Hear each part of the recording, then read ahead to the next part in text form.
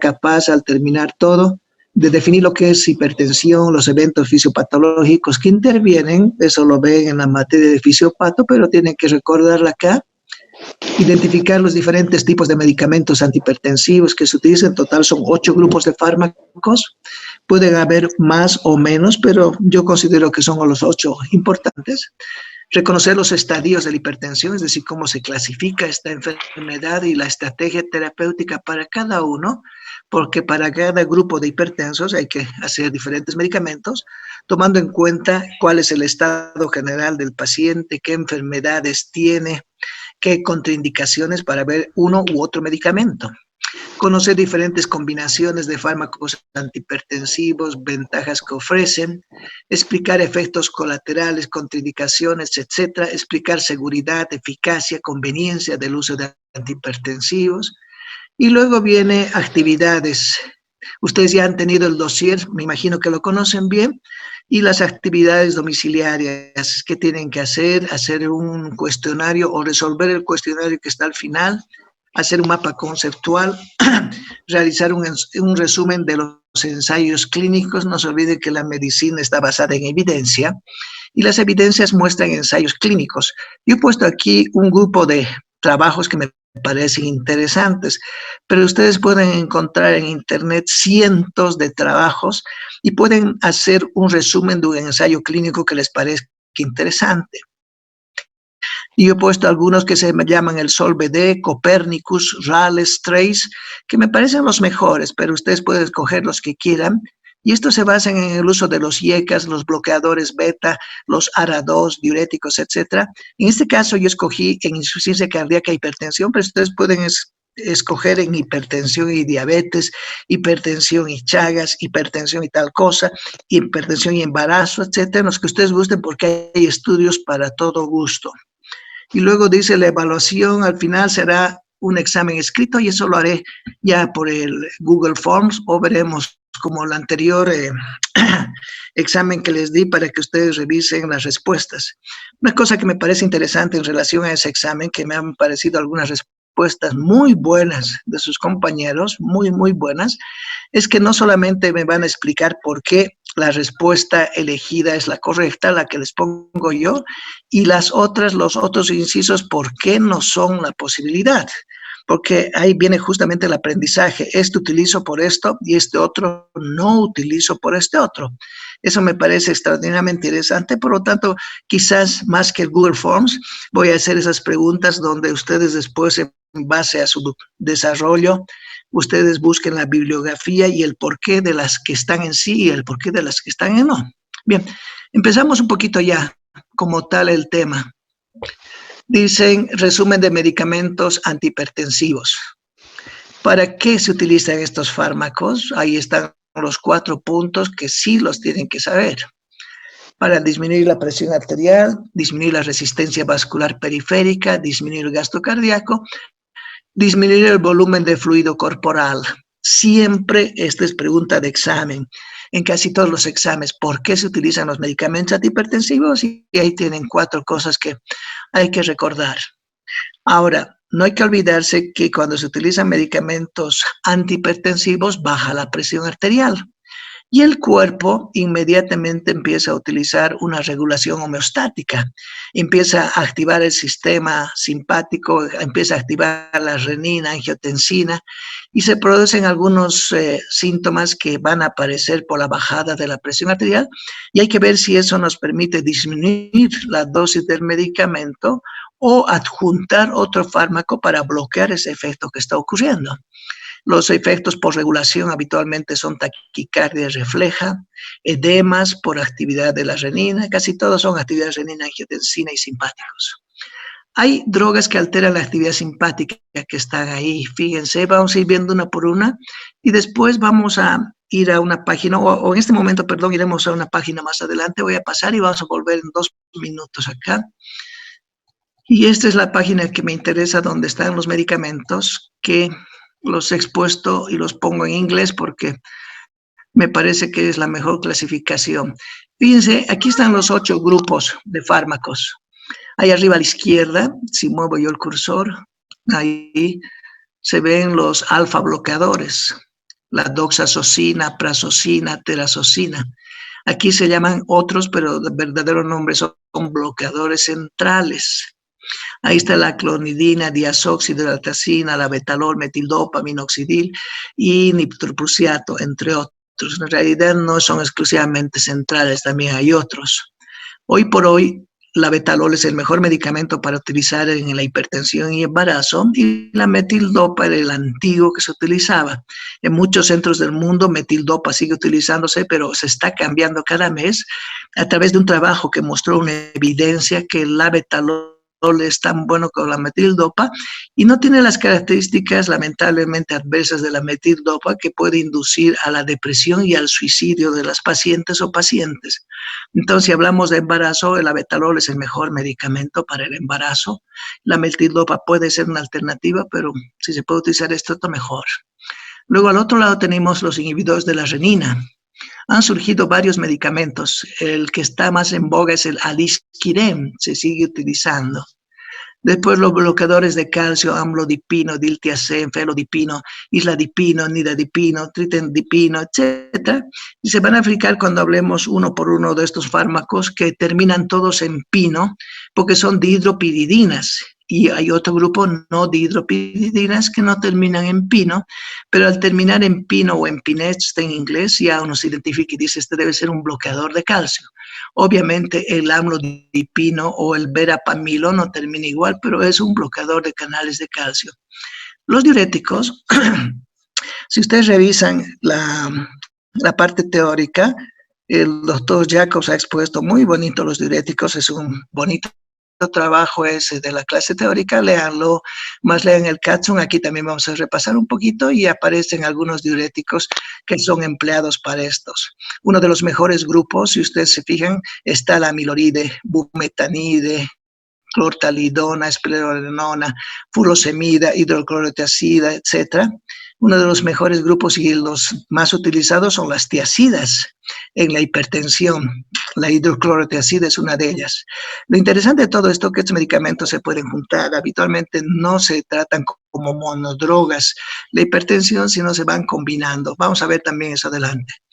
Los beta bloqueadores, ni cabe duda. Ya en el examen les había preguntado la única contraindicación o la que más hay que acordarse para empezar a utilizar beta bloqueadores es si el paciente tiene bradicardia.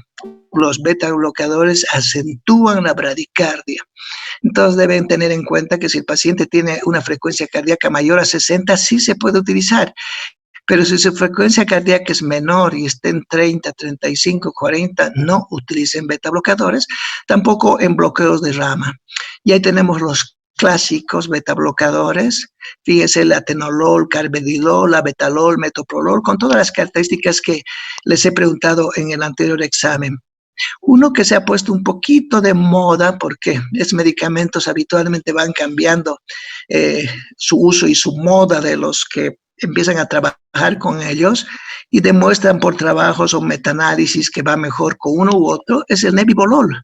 Nebivolol, fíjense, está debajo de nadolol. Hace un par de años nadie le daba pelota, pero hoy es uno de los que más se utiliza como beta bloqueador, el nebivolol.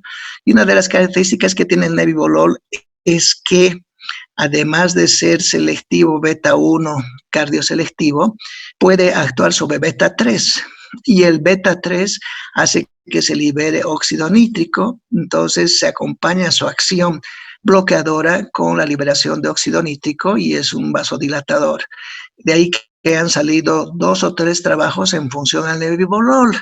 Me gustaría que busquen trabajos en función a eso, también en función al metoprolol, que son buenos medicamentos, y el clásico todavía sigue siendo el propanolol, el timolol, todo ese grupo. Después vienen los inhibidores de la ECA, que los vamos a ver con detalle también. Ahí tenemos el benacepril, captopril, enalapril, todos los que terminan en pril, a uno debe recordarle que son inhibidores de la ECA. Y la ECA es la enzima convertidora de angiotensina 1 en angiotensina 2 y todos saben qué hace la angiotensina 2. Hay que recordar que la angiotensina 2 es 40 veces más potente que la adrenalina en contraer los vasos. Entonces, estos inhibidores son muy bien utilizados. De estos inhibidores, los que más se utilizan en estos medios son el enalapril y el captopril, pero uno puede escoger cualquiera, lisinopril, etc. No se olviden ustedes que hacer sus medicamentos personales tienen que escoger uno de ellos o dos y tener muy bien en base a los 9 fundamentos del uso farmacológico, indicaciones, contraindicaciones, usos, interacciones, etcétera, del medicamento que utilicen, las dosis que se utilizan en nombre comercial, etcétera, etcétera. A mí particularmente me parece que el mejor es el enalapril, pero cada uno puede tener su elección. ¿De acuerdo? El único problema de estos medicamentos es que produce tos en los pacientes y cuando empieza a producir tos inducida por estos inhibidores, inmediatamente hay que cambiar a los ARA o el siguiente grupo, que son los bloqueadores de angiotensina 2. Si se fijan, ahí está azisartán, cardesartán, libersartán, losartán, etcétera, etcétera, telmisartán, valsartán. En una época el mejor y el más utilizado era el losartán, que todavía se utiliza muchísimo en Cochabamba y en nuestro país. Pero han salido estudios nuevos que apoyan al valsartán como un gran medicamento. De aquí también ustedes tienen que escoger un medicamento P, su personal y hacer todos los detalles. Si se fijan entonces, si vamos viendo, todo esto están los 8 grupos de medicamentos. Vean, voy a tratar de achicar la hoja para que vean en su conjunto. No sé si llegan a ver en su conjunto. ¿Alguien que me diga si llega a ver o achico más? ¿Alguno de los presentes? Así está bien, doctor. Se ve, doctor. Ya. Ok, fíjense ustedes, si yo bajo un poquito, están los 8 grupos o puedo achicarlo un poco más. Ahí están alfa bloqueadores, bloqueadores centrales, inhibidores de la renina, bloqueadores de canales de calcio, diuréticos, beta bloqueadores, etcétera, que en su conjunto los vamos a ver uno por uno de los fármacos y según las patologías cardiovasculares. Este tema de farmacología ya es clínico, así que ya es interesante y es bonito, ya no es tan teórico como el otro. Voy a volver ahora a la página de adelante que estábamos y creo que aquí estoy. Bien, decíamos que los objetivos de estos fármacos ya los conocen. Bajar la presión arterial, bajar la resistencia vascular periférica, disminuir el gasto cardíaco, disminuir el volumen de fluido corporal. De hecho, los diuréticos son ellos los que bajan fluidos, etc. Y aquí vemos el primer grupo, pero muy someramente, porque vamos a volver a analizar, vuelvo a decir en un ratito más. Las drogas que alteran la actividad simpática, los alfa-2 agonistas, clonidina, metildopa. Estos dos medicamentos, sobre todo la metildopa, se considera una prodroga. Entra al fármaco y recién por actividad enzimática hepática se convierte en el medicamento que nos interesa. Estos agonistas alfa-2 disminuyen el flujo simpático, disminuyen la resistencia vascular periférica, pero también disminuyen la presión arterial, por lo tanto se van a utilizar, a pesar de ser de actividad central, actividad simpática central. Se utilizan en algunos casos, tampoco son medicamentos de primera línea para utilizar para la hipertensión, son de segunda o tercera línea, los primeros son los otros, hemos dicho diuréticos, beta-bloqueadores, inhibidores de la ECA. Estos no se utilizan muy a menudo, pero en situaciones diferentes sí se puede utilizar o cuando no hay respuestas adecuadas. Los usos: hipertensión mediano, moderada, síndrome de abstinencia por retirada de opiáceos, la clonidil es el más clásico. Manejo de la hipertensión durante el embarazo, les había dicho la metildopa, pero hoy el labetalol ha sustituido a la metildopa. Y algunos efectos secundarios que tienen la metildopa, da un test de Coombs positivo y ambos pueden producir depresión del sistema nervioso central, edemas, etc. Hay interacciones con otras drogas, sobre todo con los antidepresivos tricíclicos, porque disminuyen los efectos de los agonistas 2.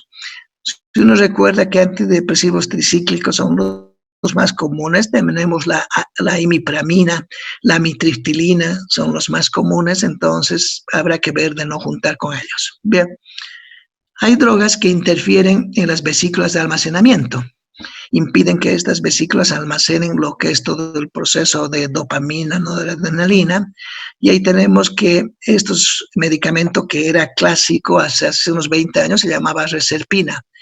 Hoy por hoy la reserpina ya no se utiliza porque tiene efecto secundario muy serio, que es la depresión, y una depresión que puede inducir al suicidio. Entonces, simplemente esto es histórico. Ahí tenemos la reserpina, vuelvo a decir, como histórico, disminuir el gasto cardíaco, disminuir la resistencia vascular, disminuir la noradrenalina en la periferia, disminuye a las otras catecolaminas y a la serotonina en el sistema nervioso central, y su efecto secundario más severo era depresión, y a menudo tan fuerte la depresión que podía llevar al suicidio, produce edemas y aumentos de secreciones gastrointestinales. Tenemos también a la guanetidina, que es acumulada dentro de terminaciones nerviosas por recaptación, se une a vesículas, inhibe la liberación de noradrenalina, tampoco es un medicamento de primera línea. Efectos colaterales, tiene diarrea, edema y tiene interacción con antidepresivos tricíclicos, bloquea la recaptación de la guanetidina.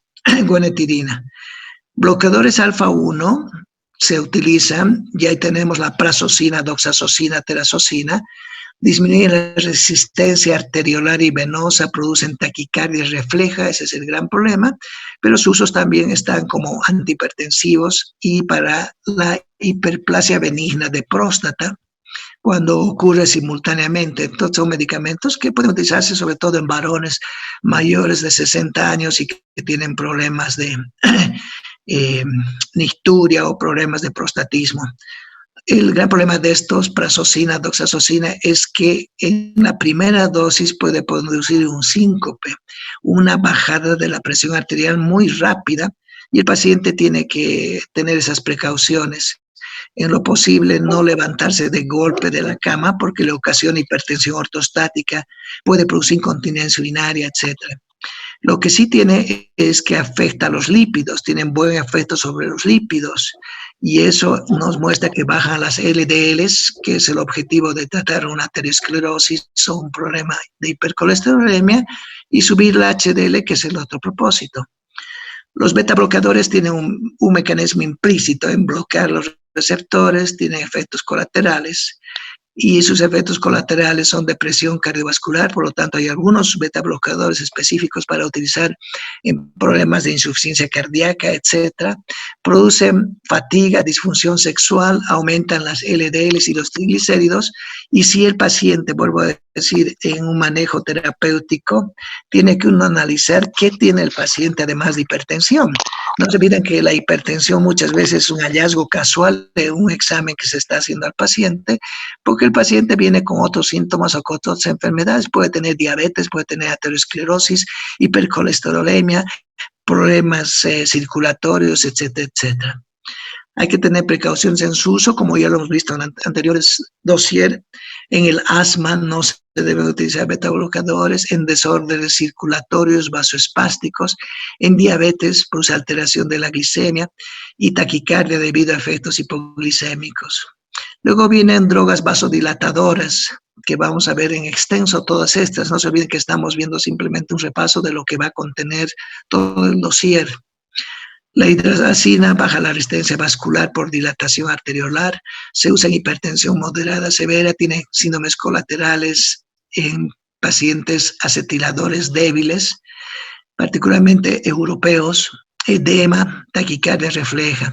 Otro medicamento es nitroprusiato. Este nitroprusiato habitualmente se utiliza solamente en emergencias hipertensivas, en la unidad de terapia intensiva y con un monitor al lado y un médico intensivista. Disminuye resistencia vascular por dilatación arteriolar y venular. Sus efectos colaterales producen cianuro en algún momento, sobre todo cuando es coadministrado con nitritos y tiosulfatos. Entonces hay que procurar no mezclar muchos medicamentos.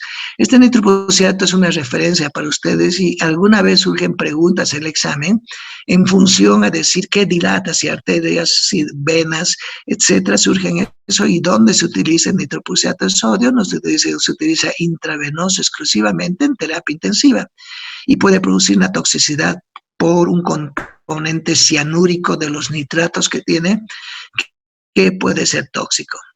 Los que actúan sobre canales de potasio tenemos minoxidil y diazóxido. Este minoxidil es un medicamento que ya tenía su uso anteriormente y se utilizaba para aquellas personas que eran calvas porque hace crecer el cabello.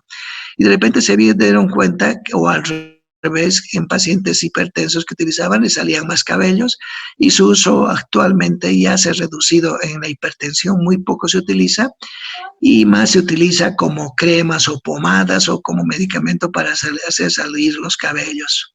Su acción abre en canales de potasio causando hiperpolarización del músculo liso, producen vasodilatación arteriolar. Entonces, este grupo de vasodilatadores lo que interesa sobre todo si afectan arterias o venas y si son mixtos. Los usos, emergencias hipertensivas, hipertensión severa, calvicie, les había dicho, ahí está una de las indicaciones actuales, y sus efectos colaterales, no cabe duda, hipertricosis, hiperglicemia, baja la liberación de insulina, edemas, taquicardia, etc. Tenemos otro grupo que son los bloqueadores de los canales de calcio. Voy a tomar un poco de agua. En este grupo está el verapamil, el diltiazem y las dihidropiridinas. Hay diferentes prototipos de la dihidropiridina. Aquí pongo yo el nifedipino, que es el más utilizado. Si ustedes eligieran un medicamento P, creo que sería muy razonable el nifedipino, pero cualquiera de ellos puede ser de su preferencia. Estos bloqueadores de canales de calcio bloquean los canales L de calcio en corazón y vasos sanguíneos, disminuyen el calcio intracelular, bajan por lo tanto el gasto cardíaco, bajan la resistencia periférica, todos ellos bloqueadores de canales de calcio. Algunos son específicos, vuelvo a decir, cuando hablamos de vasodilatación hay que ver a qué dilatan. Bloqueadores de calcio es arteriolar sobre todo, hay abridor de canales de potasio, la hidralacina, venular los nitratos, arteriolar y venular el resto, etc. Usos: hipertensión, angina, antiarrítmicos y efectos colaterales: taquicardia refleja, hiperplasia gingival. Esto es lo que más se ve en los pacientes. Uno le hace abrir la boca y todas las encías están hinchadas. Entonces uno dice, o está tomando clorpromacina que hace hinchar, o está tomando algún medicamento, y uno se da cuenta que quizás ese efecto colateral no es tan serio, pero que podría molestar al paciente. El estreñimiento con verapamil es muy común. También hipotensión ortostática causan los dilatadores venosos, no los arteriolares, y resultan del bloqueo alfa 1 o disminución del tono simpático. Los diuréticos, no se olviden que hay varios grupos de diuréticos, vamos a ver en un ratito, y los diuréticos, los más utilizados, vuelvo a decir, para la hipertensión son las tiazidas y los diuréticos de ASA. A mí particularmente la hidroclorotiazida me parece fantástico, y de los diuréticos de ASA la furosemida es la más utilizada en todo el mundo. Vienen inhibidores de la ECA, los IECA, donde tenemos captopril, lisinopril, enalapril, etc. Bloquean la formación de angiotensina 2, evitan la estimulación de receptores AT1 y evitan la degradación de la bradicinina. Por lo tanto, el efecto colateral que se observa, que es la tos, una tos seca en los pacientes, es porque la bradicinina está muy activa ahí adentro. Todos los efectos colaterales que siempre se preguntan en examen, que producen los inhibidores de la ECA como efecto colateral predecible y esperable, es la tos seca. La hipercalcemia, obviamente, se hace un diagnóstico por niveles de calcio en sangre, y a veces se sospecha por las náuseas o vómitos que el paciente tiene y el malestar general, donde se piden entonces electrolitos. También puede haber, que es raro, pero puede haber insuficiencia renal aguda, sobre todo si el paciente tiene ya una estenosis de arteria renal. Entonces, en este caso de la utilización de los IECAS, hay que hacer un perfil lipídico en el paciente, hay que hacer un perfil en algunos casos, si hay antecedentes de problemas renales, pedir todo el perfil de laboratorio renal, una ecografía renal, ver cómo está el paciente para no tener problemas de que tenga estenosis y que la causa de su hipertensión sea por la estenosis de la arteria renal. No es muy común, por si acaso. Los bloqueadores de receptores ACA, los ARA2, los sartán, etcétera, son medicamentos que han resultado excelentes, y son los sustitutos de los IECAS. El paciente que está utilizando enalapril y presenta tos, inmediatamente se retira el enalapril y se le da un bloqueador de angiotensina 2 como el losartán. Son el grupo de los sartanos. Son muy buenos medicamentos, no tienen muchos efectos colaterales y son fáciles de utilizar. Bloquean receptores de angiotensina 1, mismos mecanismos y resultados sobre la presión arterial que los IECAS, no interfieren con la degradación de la bradicimina y sus usos son hipertensión moderada, nefropatía diabética, etc. Efectos colaterales, hipercalcemia, etc. La contraindicación absoluta de estos IECAS y de los ARA2 es la... ¡Wow! Creo que ya está por acabar. ¿Aló? Sí, todavía se va a cortar. ¿Están? Está por acabar, creo. Sí, Tiene que volver a iniciar. Ya, deme. Se puede continuar, creo. Sí, veré, Sí, pero ya nos está avisando que estamos próximos. Bien, este caso clínico lo van a resolver ustedes, no es difícil porque me interesan las instrucciones. En base al caso clínico, 60 años, tiene hipertensión estadio 1, recibe en forma permanente beta bloqueadores hasta que presente un episodio de descontrol que se le indica entonces hidroclorotiazida más enalapril. Ya hemos cambiado de beta bloqueadores a tiazidas, diuréticos e inhibidores de la ECA. Presenta en un tiempo posterior dolor precordial y bradicardia, etcétera, por lo que se indica mononitrato de isorbide, que es un antianginoso, vasodilatador coronario, aspirina y atorvastatina. Y aquí están las indicaciones que ustedes van a resolver, por favor. ¿Cuáles serían dosis recomendadas de hidroclorotiazida? ¿A qué se debió la bradicardia? Etcétera, etcétera. Voy a pasar a la otra. Conste que si se acaba el tiempo, les voy a dar 5 minutos y les voy a mandar el nuevo link inmediatamente tengamos. ¿Ya? Bien. Esto ya habíamos visto hace un instante y hablamos ya de la hipertensión. Cuando uno define hipertensión, utiliza el término más sencillo, es un aumento de la presión arterial. Pero la presión arterial incluye dos parámetros, la presión sistólica y la diastólica. Entonces aquí tenemos una presión arterial normal, 120 latidos, 120 miligramos de mercurio, la sistólica, y 80 la diastólica, o menor que esos. Es una presión arterial normal. Existe la prehipertensión de 120 a 139. Ya el paciente es prehipertenso en la sistólica, o en la diastólica de 80 a 89. Fíjense que los números son mágicos, 139 porque el de abajo es 140, 89 porque el de abajo es 90. Entonces uno tiene que ver con el tensiómetro exactamente cuánto está midiendo y cuánto está controlando, porque una décima lo convierte a un paciente de prehipertenso a hipertenso ya en estadio 1. Fíjense, en el estadio 1 el paciente tiene ya de 140 a 159 la sistólica, o la diastólica de 90 a 99. Y en estadio 2 ya el paciente tiene la sistólica muy elevada, de 160 o más, y la diastólica de 100 o más. Antes había un tercer estadio que quizás en las teóricas les digan que todavía está manteniéndose el tercer estadio, y el tercer estadio se consideraba la crisis hipertensiva. Pero luego con el tiempo se ha hecho esta clasificación y pienso que esta es la más moderna. Prehipertensión, estadio 1 y estadio 2. Esos valores sí o sí tienen que saberlos toda su vida. Aquí voy a achicar un poquito la figura para que podamos ver en contexto. Ok, aquí arriba tenemos la presión arterial, la presión sanguínea. Y la presión sanguínea está controlada por dos procesos fisiopatológicos o fisiológicos al mismo tiempo. No significa que uno primero y el otro, sino al mismo tiempo. Está controlada por el gasto cardíaco. El gasto cardíaco a la vez controla la tasa de contracción cardíaca, la contractibilidad y las finuras o cómo se define la presión en ese instante. Y la resistencia periférica va a controlar sobre todo el tono arterioral.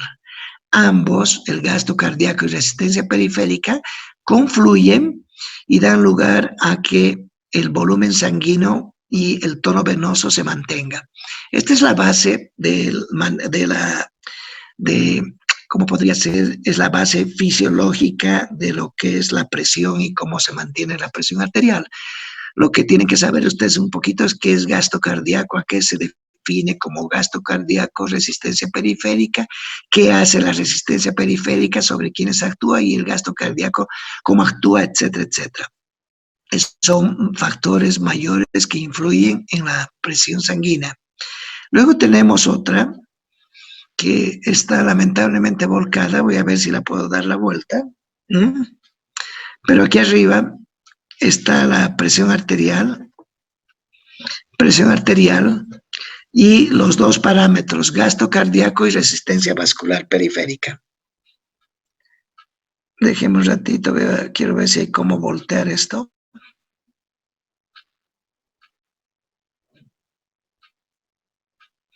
No estoy encontrando cómo voltear.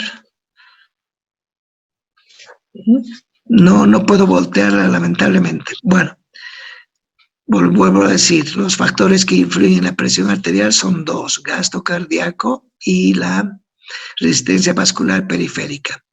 Y si achico un poquito, podemos ver más panorámicamente. Entonces, el gasto cardíaco influye en la frecuencia cardíaca, en la contracción venosa, influye en la... No estoy leyendo aquí muy bien. Voy a ver acá en el texto porque no se ve muy claramente. Fíjense en su texto ustedes, por favor.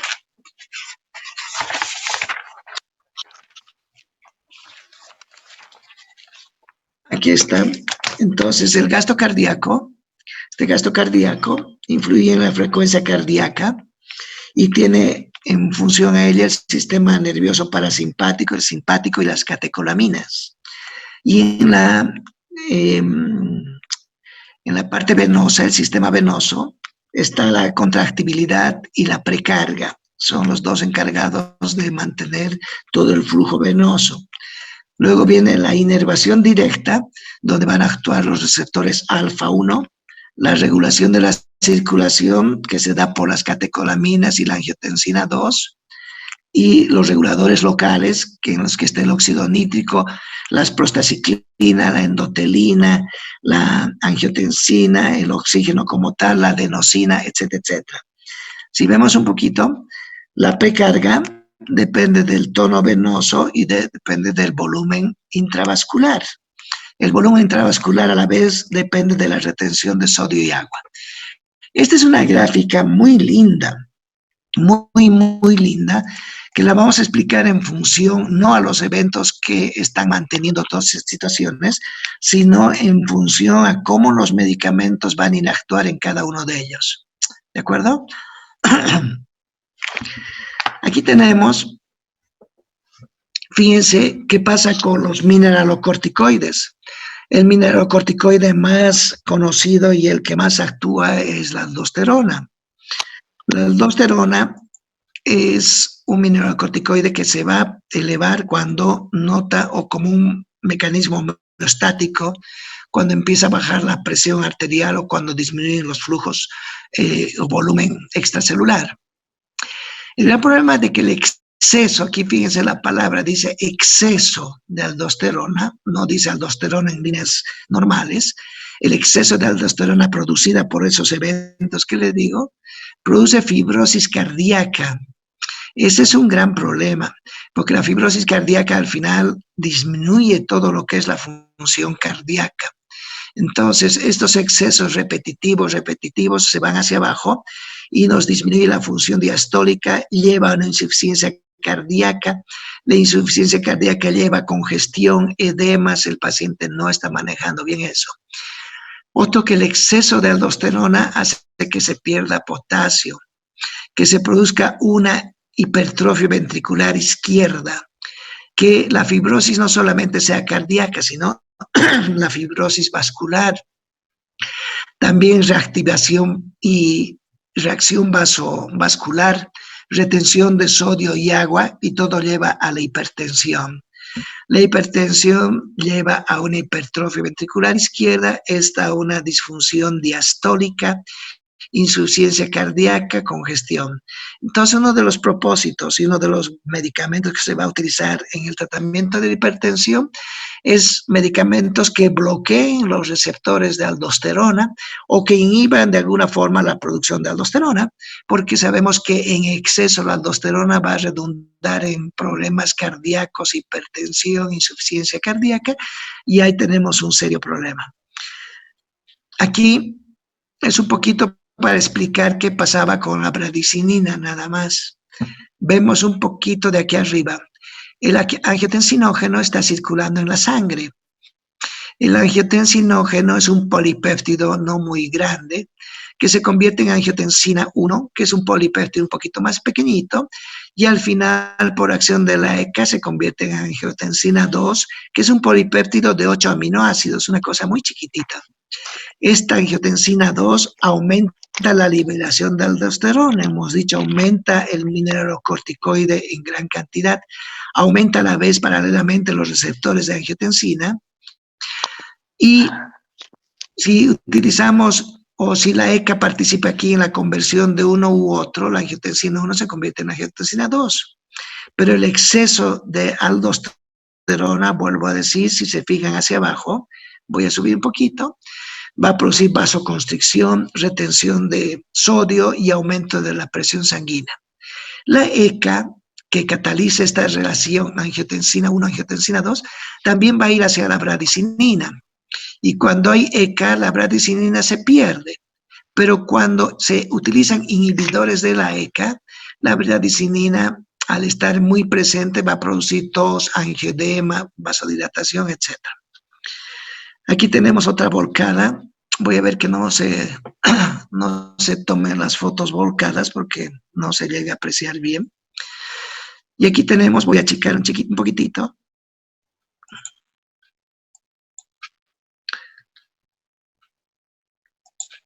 Ahí creo que está mejor. Fíjense la palabra que aparece ahí arriba. Aumenta la presión sanguínea, aumenta la presión sanguínea, y todos estos son los mecanismos que van a llevar al aumento de la presión sanguínea. Fíjense, una actividad simpática, mucha actividad simpática que puede ser producida por el estrés, puede ser producida como una respuesta a la obesidad, puede ser producida por algunos medicamentos o algo, hace que se activen receptores beta 1 en el corazón. Aumenta el simpático, se activa y aumenta la actividad de los receptores beta 1. A la vez aumenta la activación de receptores alfa 1. Eso sí lo ven en sus hojas de dossier, no sé si las han sacado, pero se ve un poquito mejor. Ahí aumenta la actividad de receptores alfa 1, luego aumenta la activación de receptores beta 1 del riñón. Entonces tenemos beta 1 cardíacos, beta 1 riñones y alfa 1 del músculo liso vascular. Todo esto por la actividad simpática. ¿De acuerdo? Esta actividad simpática, ¿cómo a veces empieza esa actividad simpática? Puede ser que haya una disminución de la presión sanguínea, inmediatamente el sistema simpático se pone en contacto. ¿De acuerdo? Y esta disminución de la presión sanguínea hace que se disminuya el flujo sanguíneo renal. Al disminuirse la sangre en el riñón, baja la tasa de filtración glomerular. Al bajar la tasa de filtración glomerular, se aumenta la retención de sodio y agua. Al aumentarse la retención de sodio y agua, se activa el mineralocorticoide más importante, que es la aldosterona. ¿De acuerdo? Y al retener también el sodio y agua, aumenta el volumen sanguíneo. La aldosterona, al ser liberada y en exceso, va a activar la angiotensina 2. Y junto con el rol de los sistemas simpáticos, todos ellos se juntan para darnos un aumento de la presión arterial.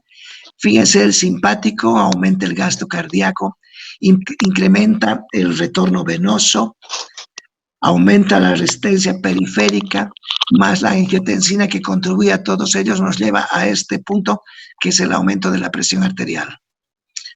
¿Estamos? Bien. ¿Qué drogas vamos a utilizar en hipertensión? Solamente vamos a ver los cuadritos, no vamos a entender todo el esquema, solamente los cuadros, porque cada una las vamos a analizar. De acción central, clonidina, metildopa, no cabe duda. De beta bloqueadores, el clásico es el propranolol, nadie puede desconocer. El propranolol no es selectivo, es beta 1, beta 2, y los selectivos son el atenolol, metoprolol, etc. A este otro lado, los diuréticos, la hidroclorotiazida, bendrofludiazida, otro. Los vasodilatadores, inhibidores de la enzima convertidora, los antagonistas de la angiotensina, antagonistas del calcio, alfa 1 bloqueantes, activadores de canales de potasio, formación de óxido nítrico y medicamento desconocido. Y obviamente las tiacidas. Todo este es un lindo esquema, pero lo van a analizar ustedes por su cuenta y en su casa. Tenemos otro que no ha salido del todo muy claro, pero creo que se podría, no sé de dónde sacar esta figura, pero esto muestra diferentes acciones y diferentes efectos de los fármacos. Aquí tenemos el cerebro con el sistema nervioso central, la regulación que es de ese sitio central, y hay los medicamentos de acción central, como es la monoxidina, la clonidina y metildopa, que bloquean a todo el simpático central. Después tenemos los bloqueantes ganglionares que afectan a la segunda neurona. Estos bloqueantes van a ir a aumentar la actividad, o cuando no hay bloqueantes, perdón, el simpático va a aumentar la noradrenalina. Y ahí aparece el losartán, que va a bloquear la actividad de la angiotensina y va a hacer que los vasos se dilaten. Y se utilizan bloqueantes también de la noradrenalina, etcétera, etcétera. Cada uno de ellos vamos a verlo con mucho detalle un poquito más adelante. Simplemente este es un esquema de mecanismos que ojalá que en las hojas que tengan se haya salido mejor esto. Aquí están los de la ECA, aquí están los inhibidores de la renina, aquí están los diuréticos de espironolactona, los beta bloqueantes, los diuréticos, los que van a actuar en corazón, en vasos, etc. Si vemos en esta, ya es la misma gráfica anterior, pero en función a los medicamentos. Fíjense, por favor.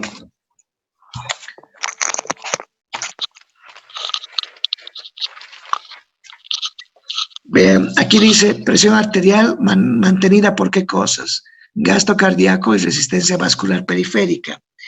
Y todos los puntos que habíamos visto hace un ratito, frecuencia cardíaca, sistema venoso, inervación directa, reguladores de la circulación, reguladores locales.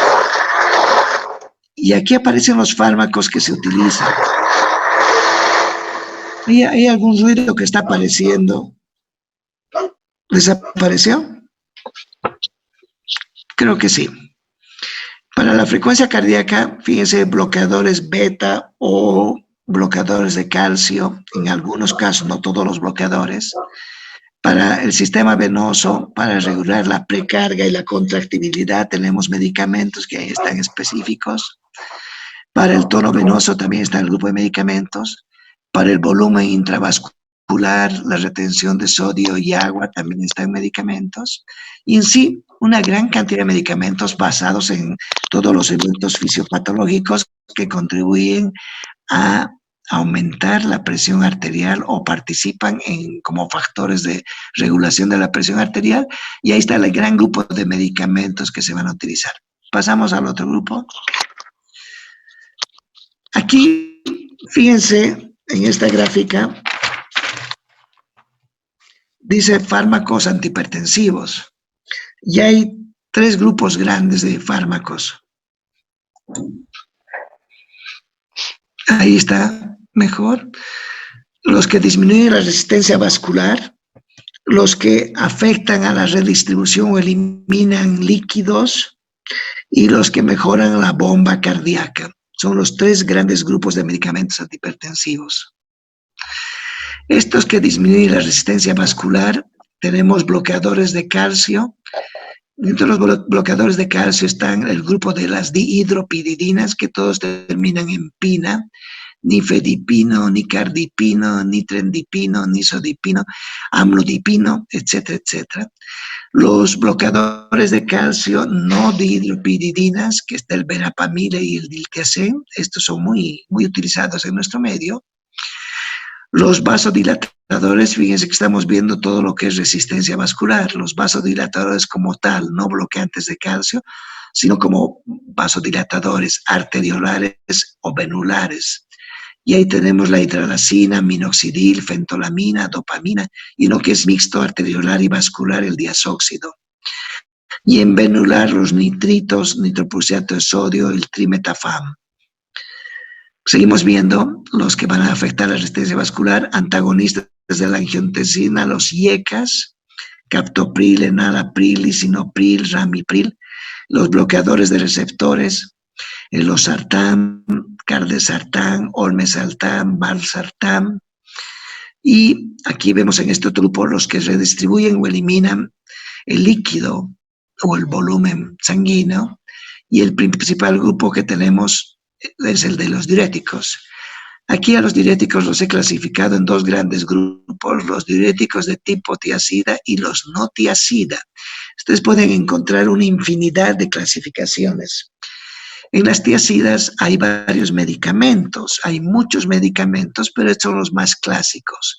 Hidroclorotiazida, clortalidona, metolazona, indapamina. Estos medicamentos tienen que saber sus nombres. El que van a utilizar toda su vida quizás sea hidroclorotiazida y quizás clortalidona, pero tienen que saber los nombres porque en algún momento se puede preguntar, ¿y la indapamina qué es? Y uno dice, ¿dónde está la indapamina? Si no lo he oído nunca. Es una tiazida, ¿de acuerdo? Y el grupo de los no tiazidas son los que van a actuar en el túbulo colector o el túbulo principal, sobre todo colector, es la espironolactona y el triamterene y la cetazolamida. Y las no tiazidas también se van a dividir en los ahorradores de potasio y los de ASA.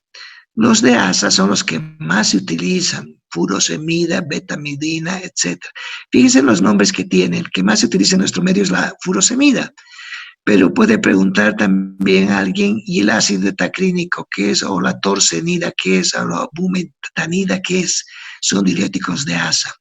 Los dos ahorradores de potasio, la espironolactona y el triamterene, que son medicamentos que sí actúan en el túbulo colector. Y en el tubo proximal, perdón, esta era la flecha hacia abajo, es la cetazolamida o un inhibidor de la anhidrasa carbónica. Luego tenemos en el grupo último los que mejoran la bomba cardíaca.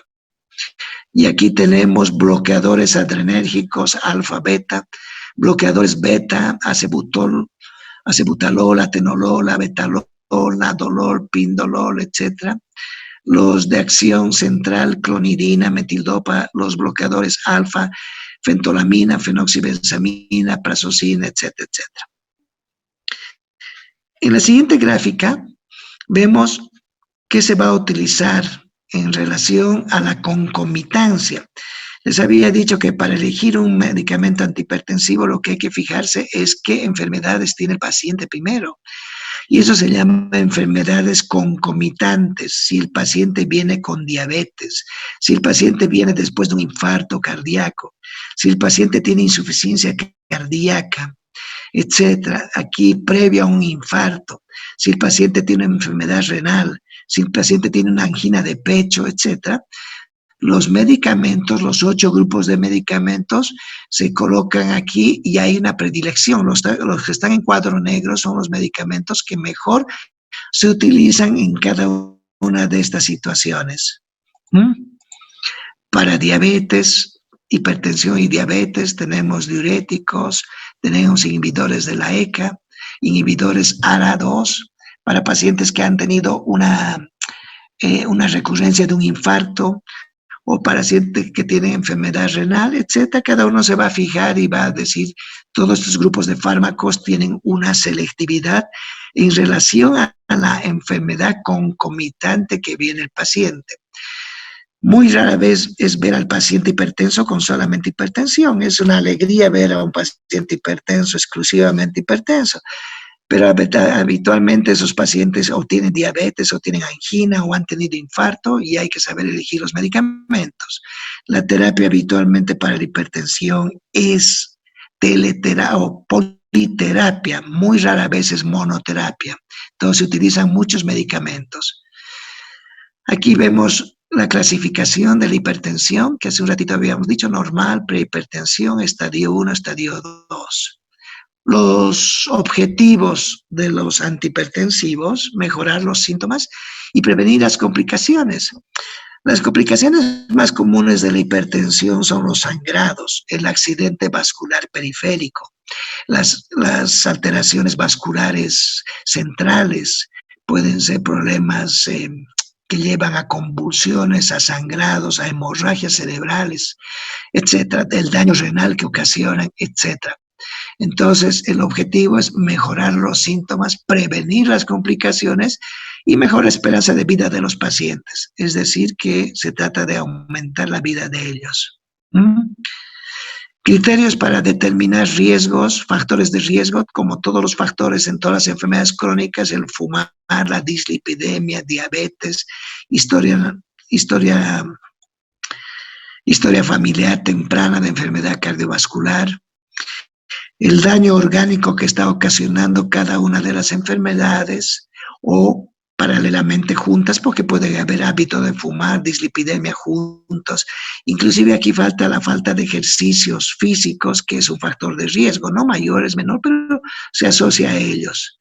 Y tenemos del daño orgánico que se ha producido, hipertrofia ventricular, disfunción diastólica, proteinuria, insuficiencia renal, retinopatía hipertensiva, y la enfermedad cardiovascular sintomática que puede estar habiendo, como que ha habido angor o angina de pecho, posinfarto, isquemia transitoria, insuficiencia cardíaca, enfermedad vascular, etc. Aquí vemos los criterios de diagnóstico y vigilancia. Va a depender si el paciente es exclusivamente hipertenso o tiene otras enfermedades. Por ejemplo, en el caso del paciente diabético, debemos propender en todos los casos a que la presión arterial se mantenga en 130/80. No debemos hacer que suba en el paciente diabético esos niveles. Tenemos problemas ahí. Pero entonces, fíjense, ¿qué se hace? Si la presión arterial está en límites de menos de 85, la diastólica hay que revisar cada 2 años. Si está entre 85 y 89, revisar en 1 año. Si la presión diastólica está mayor de 90, hacer una atención especializada, es decir, manejar o mandar al cardiólogo. Habitualmente el que maneja la hipertensión arterial es el cardiólogo. Obviamente que el médico general debe saber manejar, tiene que conocer los parámetros. Y la sistólica, cuando la diastólica es menor de 90, si es menos de 140, hacerle chequeos cada 2 años, y si es mayor de 140, mandar inmediatamente especialista. Aquí tenemos la selección de la terapia según el riesgo que tenga, bajo riesgo, riesgo moderado, riesgo alto, y mantener la presión arterial en tantos valores, los factores de riesgo, ir limitándolos. Si hay riesgo moderada, hay más de un factor, 2 factores, alto riesgo, más de 2 factores, puede haber daño orgánico, cardiopatía, etc. La terapia inicial en los pacientes de bajo riesgo habitualmente es no farmacológica, pero ya en los de riesgo moderado, o que decimos este paciente tiene un estadio 1, un estadio 2, pero tiene factores de riesgo asociados, cardiopatía, diabetes, fumador, etcétera, ya es tributario de medicamentos, y este obviamente también. Aquí en la de su lado, fíjense, dice tratamiento no farmacológico. Y en no farmacológico lo que hay que hacer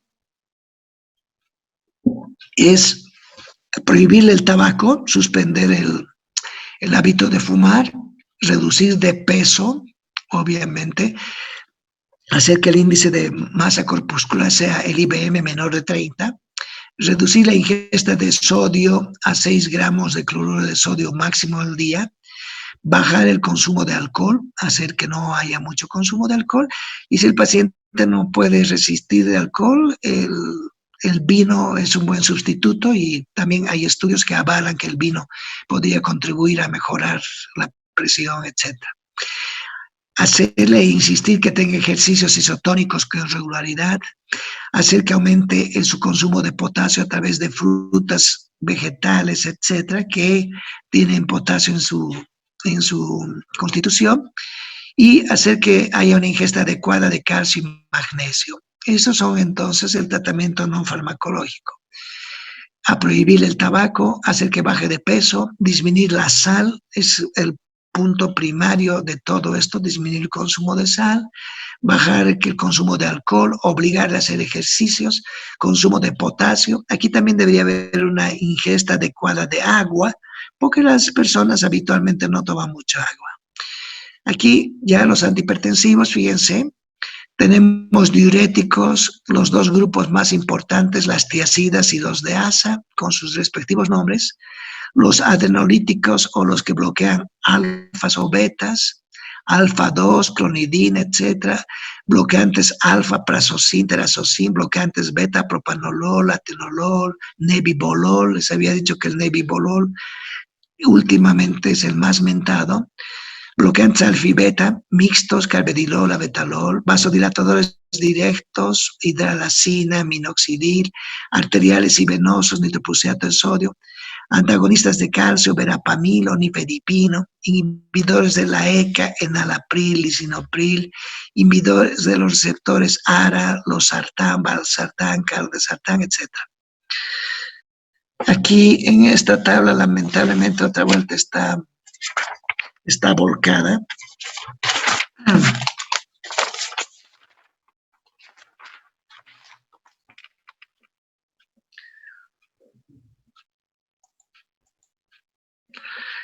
Dice, clases principales de antihipertensivos. Y en el primer grupo tenemos los diuréticos, que lo vamos a ver en un ratito más, diuréticos tiacídicos, diuréticos de ASA, ahorradores de potasio. No se olviden que estos dos tiacídicos y de ASA hacen que se pierda potasio, conducen a hipopotasemia. Entonces, en vez de utilizar estos, si el paciente tiene alteraciones de potasio, hay que utilizar ahorradores de potasio. Alguna vez se pueden combinar, y vamos a ver las combinaciones que existen de estos fármacos. Los simpaticolíticos, ahí está, bloqueadores del tono simpático, bloqueadores ganglionares, antagonistas adrenérgicos postganglionares, antagonistas adrenérgicos alfa 1, beta 1 y mixtos alfa-beta. Vasodilatadores, bloqueadores de canales de calcio, el minoxidil, hidralacina, nitroprusiato, bloqueadores del sistema renina-angiotensina, inhibidores de la renina propios, inhibidores de la conversión de angiotensina, bloqueadores de los receptores ARA2, AT1 que se llaman, antagonistas de la aldosterona, etcétera, etcétera. Aquí fíjense, de los diuréticos empleados en el tratamiento de la hipertensión, tenemos tres grupos importantes. Hay muchos más diuréticos. Hay, por ejemplo, diuréticos osmóticos como el manitol, pero en este caso estamos hablando de los diuréticos tiacídicos. El manitol, entre paréntesis, es un diurético osmótico que se va a utilizar en la hipertensión endocraneal cuando se quiere bajar los signos de hipertensión en paciente, que puede llevar a un enclavamiento amigdalar, y hay que tener cuidado en eso. Entre tanto, los diuréticos antihipertensivos son estos que están mencionados. Los tiacídicos, que tienen que saberlo, por favor, toda su vida: clorotiazida, clortalidona, hidroclorotiazida, indapamina, etc. Fíjense la duración de su acción. Las tiazidas tienen acción más corta. La hidroclorotiazida como tal ya tiene una acción más larga, puede permitirse el uso diario. El que tenga 24 horas de duración de acción es una maravilla, porque el paciente no necesita tomar varias veces medicamento. No hay paciente al que le guste tomar 2 o 3 veces medicamentos. Tenemos luego los diuréticos de ASA, que sí se utilizan muchísimo en nuestro medio. El que más se utiliza es la furosemida, fíjense, tiene 4 a 5 horas. Ácido etaclínico, bupretanida, torasemida, etc. Los diuréticos ahorradores de potasio, el que más se usa en nuestro medio es la espironolactona, pero últimamente la amiloride está saliendo unido a otros medicamentos, entonces hay que conocerlo. Amiloride o amilorida tiene 6-24 horas, la espironona 24, la espironolactona es de larga duración de acción. Triamtereno muy poco se utiliza, casi nada en nuestro medio. Entonces, esta espironolactona, cuyo nombre comercial es Aldactone, es uno de los mejores medicamentos ahorradores de potasio. De los diuréticos de asa, la furosemida es el mejor, no cabe duda. De los diuréticos tiacidos, la hidroclorotiazida es el mejor. Esos son medicamentos P obligatorios para ustedes. Aquí vemos algunos diuréticos de asa, furosemida, bumetanida, ácido etacrínico. Y aquí vemos cómo, voy a checar un poquito esto, cuáles son las dosificaciones. Un estudiante, y ese es un gran problema entre los docentes, debe saber dosificar, pero lamentablemente se van a fijar en la farmacología teórica, no pasan en ningún momento dosis de los medicamentos, pero ustedes tienen que hacer, y ahí viene su rol de hacer fármacos personales propios donde sepan las dosis, porque no se enseña en San Simón, lamentablemente, las dosis en farmacología. Entonces, en la parte práctica sí insisto que tengan y conozcan las dosis. Fíjense aquí, voy a procurar aumentar un poquito. Se me agranda pero mucho la figura, creo que voy a disminuir. Ya, ahí nomás. Tenemos las dosis. El ácido etacrínico muy pocas veces se utiliza, pero ahí está la dosis. La furosemida es el del grupo que más me interesa. Fíjense, la furosemida de 20 a 80 miligramos. Antes las empresas farmacéuticas traían de 20. Hoy por hoy, hace unos 2, 3 años, ya no traen de 20, traen de 40 miligramos. Entonces, ocasionalmente se puede fraccionar la tableta de 40 si queremos utilizar 20. O si no, directamente 40 y subimos hasta 80. Fíjense que tenemos un rango de subir hasta 80 miligramos. La furosemida es un diurético muy fuerte, muy activo y puede producir inclusive a dosis bajas una baja de la presión arterial, y a dosis altas puede inducir mucho más a baja de la presión arterial y ocasionar un colapso circulatorio o un problema inmediatamente de un estado de compensación. Si vemos acá, diuréticos en la hipertensión arterial, tenemos a las tiacidas como un grupo muy selecto, y a los de asa, que son los dos grupos que más tienen que aprender. Las tiacidas tienen indicaciones y estas son las mejores indicaciones para las tiacidas. Obviamente para los de asa también, y fíjense los efectos colaterales que hay. Muchos efectos son, voy a ver si se agranda un poquito más, ahí creo que está mejor. Muchos efectos son parecidos, muchos efectos son parecidos. Estos dos medicamentos producen una baja del potasio. Entonces, en pacientes que están siendo tratados con diuréticos de tiacidas o de asa, regularmente hay que pedir electrolitos en sangre que incluye el sodio, el potasio y el cloro, y ver cómo están los niveles de potasio. Si es imprescindible utilizar estos medicamentos, se le puede agregar al paciente potasio en jarabe. Se le da una cuchara al día o 2 cucharas según cómo esté su hipocalemia. Fíjense, puede producir las tiacidas hiponatremia, hipercalcemia, hiperglicemia, hiperuricemia. Y al decir hiperuricemia, las tiacidas están contraindicadas en una enfermedad que tiene el ácido úrico muy elevado, que es la gota. Entonces hay que tener cuidado. Tiacidas como efecto secundario aumenta los niveles del ácido úrico, produce hipericemia, inhabilita la posibilidad de manejar la glicemia y conduce a hiperglicemias, produce cambios lipídicos, puede producir hipotensión ortostática, arritmias, impotencia. Fíjense, en los de asa, hipocalemia es muy parecido. Como es un diurético muy activo, puede producir hipovolemias. Las hipovolemias pueden llevar al colapso circulatorio, Pueden producir hiperglicemia, al igual que las tiazidas. Hiperuricemia, muy parecida a las tiazidas, cambios lipídicos. Lamentablemente, los diuréticos de asa son muy tóxicos, tanto nefrotóxicos como ototóxicos.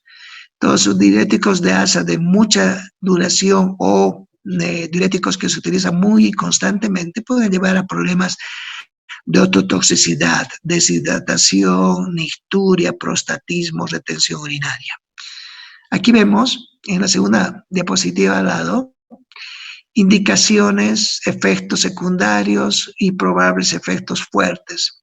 Los diuréticos, aquí fíjense, los diuréticos reducen la morbimortalidad. Son fármacos efectivos asociados a otros medicamentos. Son efectivos, y esta es una palabra mágica, dosis pequeñas, no necesitamos utilizar en muchas situaciones dosis muy altas. Son efectivos en negros y adultos mayores y tienen bajo costo. Los diuréticos son de los medicamentos menos costosos que existen y más exitosos, sobre todo para tratar el problema de la hipertensión. Obviamente que los diuréticos se basan también para el uso de los edemas, etcétera, como en la clase teórica seguramente han podido leer y ver. Sus efectos secundarios, que son negativos, bajan el potasio, magnesio, hiperuricemia. Algunos aumentan el colesterol, triglicéridos, intolerancia a la glucosa y aumentan los costos porque hay que monitorizar a veces constantemente. Y probables que no son seguras, puede producir coronariopatías y algunos problemas en diabetes. Fíjense aquí las dosis y los agentes. Las tiazidas, vuelvo a decir, no me canso de decir, las mejores y el mejor es la hidroclorotiazida. Las dosis de 6.25 a 50, tiene duración de 12 a 18. Estos ya tienen que saberlo solamente por cultura, clortalidona, metolazona, indapamida, etc. Porque muy rara vez van a recetar ustedes. Pero la hidroclorotiazida sí. De los diuréticos de asa, la furosemida. Había dicho que ahora vienen en comprimidos de 40 miligramos y se puede aumentar mucho, pero cuanto más bajo utilice, mejor. La torsemida, bumetanida, el que está supliendo un poquito a la furosemida es la bumetanida, pero no es todavía el mejor.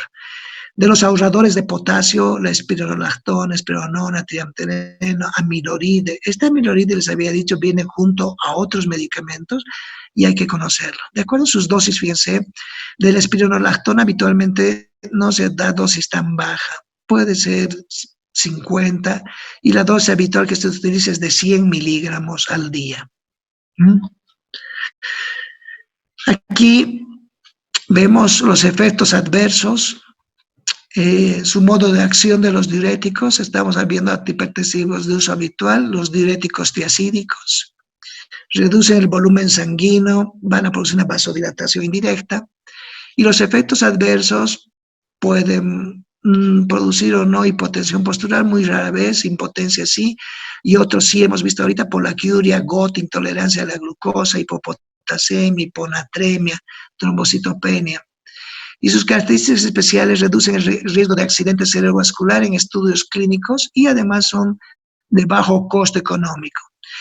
El otro grupo son los bloqueadores de receptores adrenérgicos beta, entre los que están el atenolol, metoprolol, no producen hipotensión, impotencia más o menos, pero pueden producir astenia, frialdad periférica.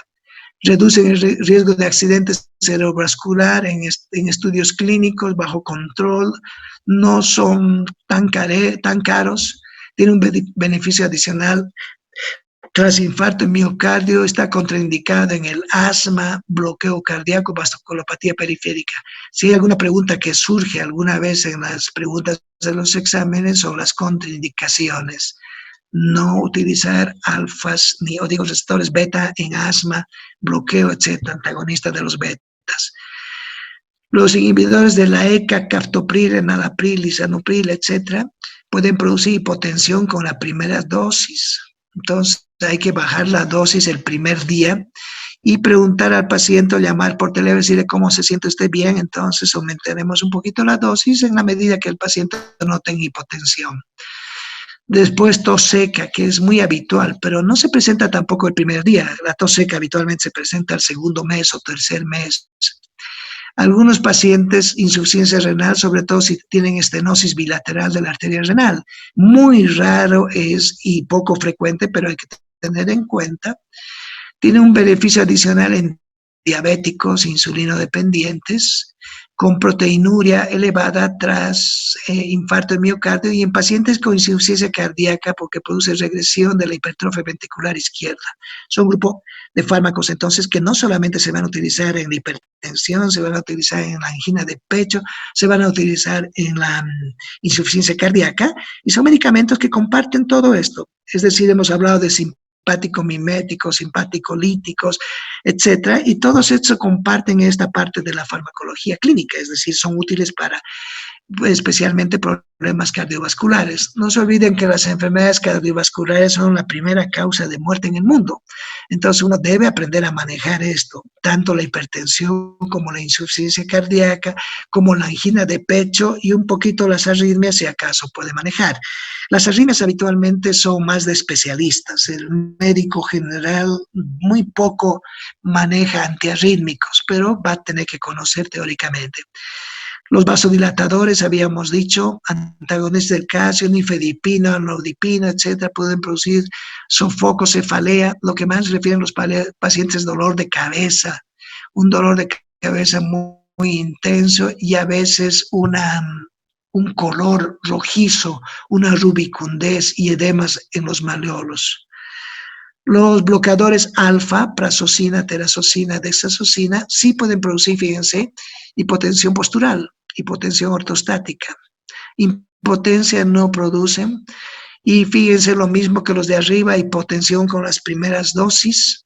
Son algunos fármacos de mayor duración de acción, terazosina, doxazosina, son mejor toleradas que la parazosina, mejoran los lípidos útiles para añadir a otros fármacos.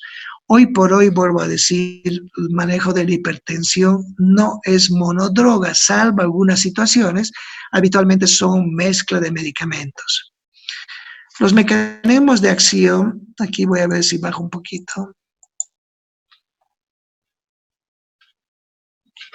Qué pena que no se pueda dar la vuelta a esto, pero las próximas voy a procurar que todos estén en un solo sentido. Aquí tenemos los mecanismos de acción de los principales antihipertensivos. Los diuréticos tiacídicos, hemos dicho la hidroclorotiazida es mejor, aumentan la excreción de sodio y reducen transitoriamente el volumen sanguíneo, pero el mecanismo por el cual disminuyen la presión sanguínea es dudosa. Los simpaticolíticos, que es otro gran grupo, reducen la capacidad del sistema nervioso simpático para elevar la presión arterial e impiden que actúen los simpáticos.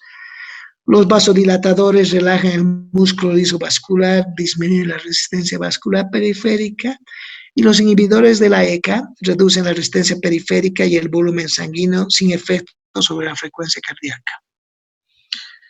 Bien, aquí vemos el primer grupo de todos los fármacos antihipertensivos y el primer grupo son los diuréticos, que vuelvo a decir en la clase teórica están muy bien y se empezó con diuréticos, pero hemos dado un repaso muy grande de lo que es la hipertensión y los manejos de los antihipertensivos. Aquí tenemos en diuréticos agentes de ASA, diuréticos de ASA porque actúan en la asa de Henle, la furosemida, butenanida. Inhibidores de la anhidrasa carbónica, la acetolamida, también un poquito las tiacidas y los agentes de asa de acción menor. Y cada uno de los medicamentos, según la nefrona, van a actuar en diferentes partes. Algunos en el túbulo proximal, otros en el asa de Henle, en el túbulo distal, en los túbulos colectores, etc. Tenemos tiacidas, tenemos la aldosterona, etcétera, etcétera. Esto lo vamos a ver un poquito más con detalle. Fíjense aquí está el glomérulo, esto de aquí es el glomérulo, y empieza a dar una vuelta, y esto se llama túbulo contorneado proximal, da una vuelta, y en el túbulo contorneado proximal, un poquito alejado del glomérulo, pero no tanto, actúan los diuréticos osmóticos.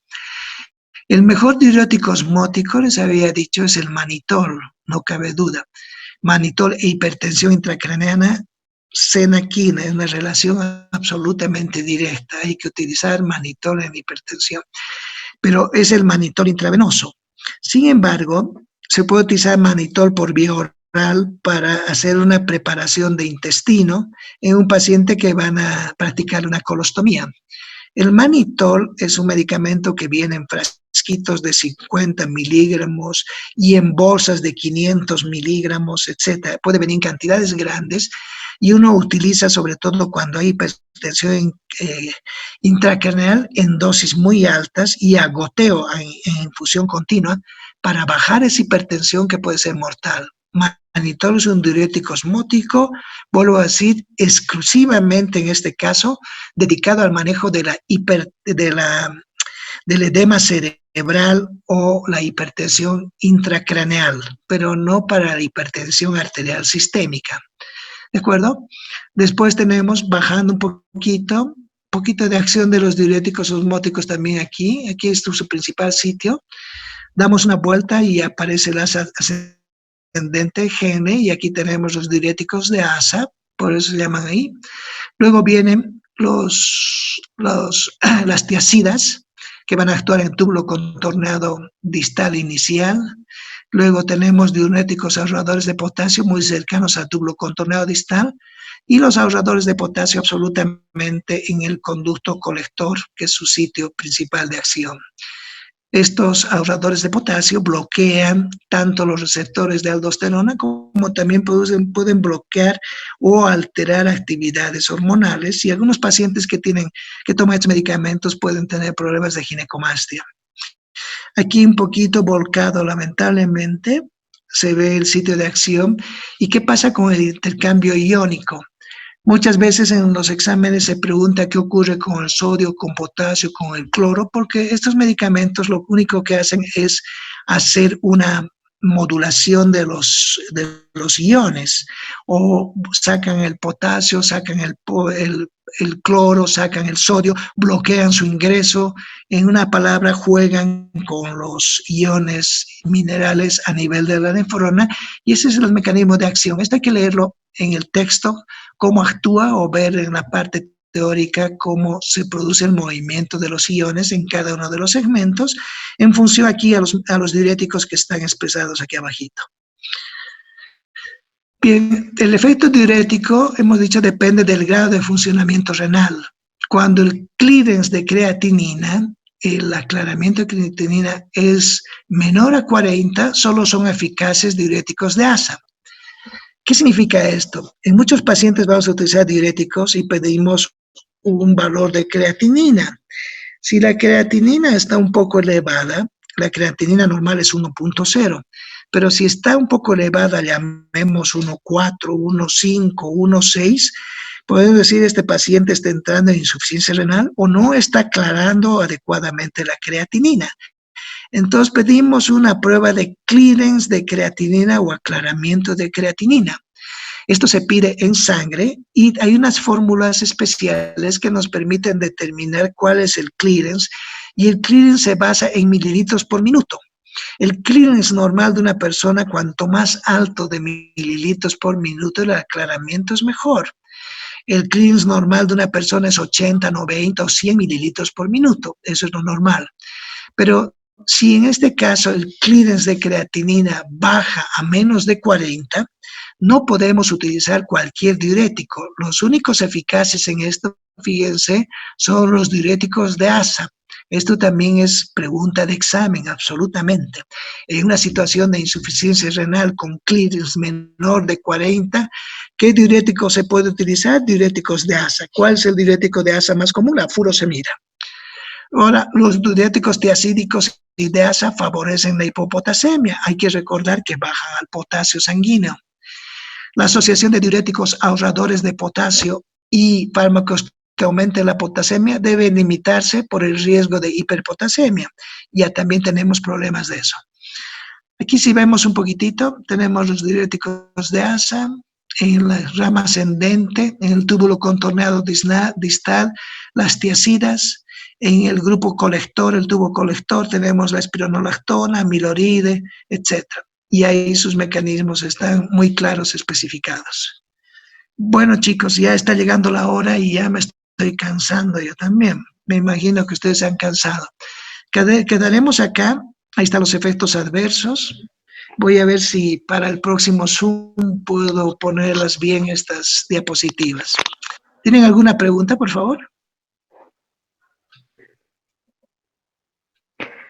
¿Aló? ¿Hay alguien? No, doctor, No, gracias por está la entendido, explicación. doctor. Está claro, doctor.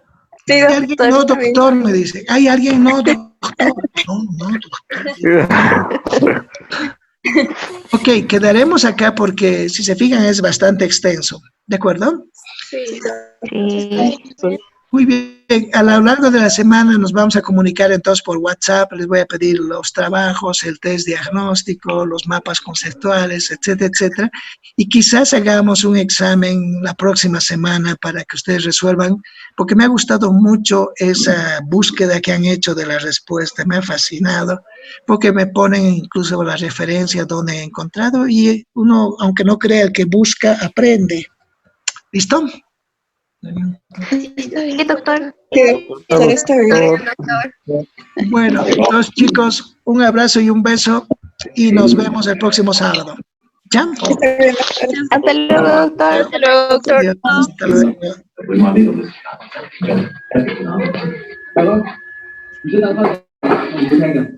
Chao, papi.